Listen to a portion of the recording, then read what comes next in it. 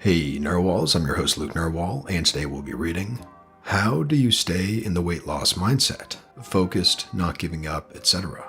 Give this video a thumbs up and subscribe for more weight loss stories. Pictures and journaling. I used to hate how I looked so much, it would prevent me from going out with friends, family, local festivals, everything.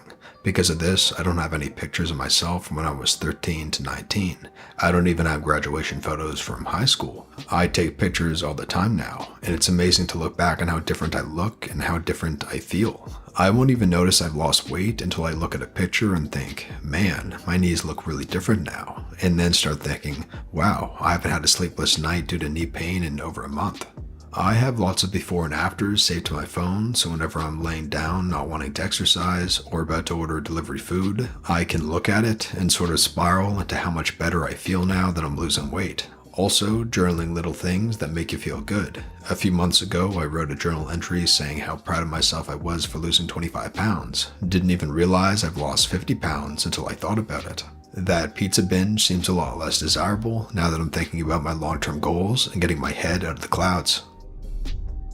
I try to think of where I want to be in the future, or what I want to look like, and what fitness level I might have. Picturing a goal helps me focus and stay continuous. I also haven't been able to eat healthy foods yet, as when I do, that causes me to give up and binge on the foods I like, so I'm taking it slow and going between 1,200 to 1,600 calories a day and eating any food or drink I want. It really helps me to stick to it long term until in the future when I can handle healthier foods. From this method, I've now lost 37 pounds and continuing with my weight loss. Side note, I also made up a weight loss chart that has a countdown in pounds of weight I need to lose and makes me more motivated on the days that I get to color in a pound and helps me to keep going. Thinking of the pain I was in before and how tired I was. I remember being 15 and getting asked how far along, pregnant, I was in public. And I wasn't. That was the spark I needed to better myself. My knees hurt and my back hurt, which after getting a spinal fusion worried me. Also, I want to prove to my family, almost all are on the bigger side, wrong, and prove that genetics isn't an excuse to be unhealthy weight. I'm still trying to lose weight, but I'm happy being a healthy weight versus when I was obese. Over the course of 3 years, I gained 60 pounds as a result of depression. All the fast food I ate contributed to feeling generally lethargic and like I had no control over my life. I was miserable. Finally, I had enough of feeling like I was wasting the best years of my life and decided to get my crap together. I'm down 25 pounds and still going strong. I stay focused by constantly reminding myself that starting my weight loss journey was the first step in taking back control over my life and getting a sense of purpose again. So many other habits changed after taking that first step, and I can honestly say that I take much better care of myself now and feel genuinely happy. No cheeseburger is worth going back to how miserable and unhealthy I felt. Taking some time to self-reflect on where I started, where I am now, and where I want to be. I've held myself back from living a lot of my life because of my weight, so I made a list of things I couldn't or wouldn't do because of my weight. Diving lessons, ziplining, skydiving. Since my vice is fast food, I have my list taped to the dashboard of my car as a reminder every time I drive past a fast food place. Counting calories on MyFitnessPal every day and seeing how much I could weigh in a few weeks is also very motivating, just to see that number continue to shrink. I also find it helpful to watch documentaries and TV shows about obesity. Seeing the struggles they go through, like being unable to walk, leave their bed, or needing special transport because of their weight, is a huge motivator. I enjoy being independent, and if I kept up with my fast food lifestyle, I would be one of those people who needs a caretaker. My parents are both getting old. I can't imagine asking my mother to bathe and care for me every day when I should be the one caring for her. I made a motivation card with all the reasons why I want to lose weight.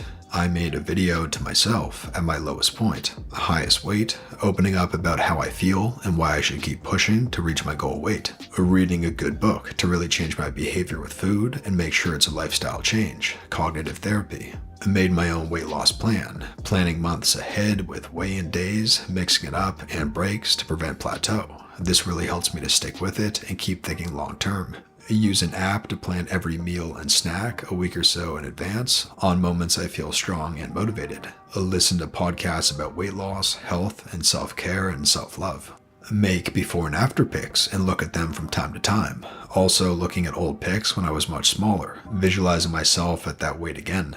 Made a route map counting every kilogram towards my goal weight, crossing it off as I lose the weight, and sticking it on my closet door so I confront myself every day. Looking my agenda, thinking about our vacation and weddings that are coming up and how I want to look in a bikini or a dress. Write down and analyze my fall off the wagon moments, learning what triggered me and forgiving myself so I can get right back on it. Watch programs like Secret Eaters, My 600-Pound Life, Extreme Makeover Weight Loss Edition, Weight Loss Journeys on YouTube, etc. Having a diet coach who checks up on me and where I can rant about everything. And last, but certainly not least, watching and reading narwhal stories. Having a positive community and a good support system are key. I'm personally someone that deals with their problems and things of that sort by myself, so I don't really share my progress or issues with anyone else out of fear that I might fail. I've been watching Luke Narwhal's YouTube videos for about a year now, and I just recently joined the community on Reddit. I've tried to lose weight in the past, and I would just gain it all back, but seeing everyone's own progress and getting tips and advice from people on a similar journey is inspiring and helpful. This is the first time in years that I've actually felt really determined to lose weight and keep it off without constantly beating myself down. I even gathered up the courage to tell my friends and family, and now they're cheering me on. Also, being in quarantine has given me a lot of time to focus on myself with all this downtime. There's no better time to start than now. Good luck, everyone. I am getting married next year, and I don't want to look or feel fat in my dress. I also want to have a long and healthy marriage with my fiance, so we are both making better diet and exercise choices to help that. We recently relocated to the coast, so we want to be fit enough to enjoy walking along the coastline with our energetic dog. My mom was clinically obese and had major health issues. My brother is also very overweight. My mom died at 53, and I don't want that to happen to me. Life is precious. We should all do what we can to keep our bodies able. Female, 19, 5'8", starting weight 242 pounds, current weight 220, and goal weight 132. I saw a post on Reddit of what people regretted most from when they were younger, and many were very graphic and health/weight related. It was the final straw for me, I suppose. And now what keeps me going are the YouTube videos, non-scale victories, fitting into my old clothes from high school, doing more than one push-up, and seeing my weight loss jar fill up as the pounds go down. I want to enjoy my 20s more than I did my teens. I just keep reminding myself that I'm in this for the long run, not for instant gratification. I have the odds against me, since both sides of my family have a history of diabetes and heart disease. My maternal grandfather passed away from a heart attack when he was only 40. I'm 26 years old, and my fiance and I are looking to start a family within the next few years. I've struggled with my weight for most of my life, and I don't want to become part of that family history. I've been working out and trying to eat clean for the past few months so that I can live a long and happy life. Current weight, 199, goal weight, 175. For me, it helps to think about how much I've already worked for it. I did the hard part of changing how I live already. I fixed how I eat and I started to work out. And it was not easy, especially working out, because I was so out of shape. I think if I would go back to the way I used to live, all of that would just go to waste, and I would have to do it all over again. It's easier to just keep going.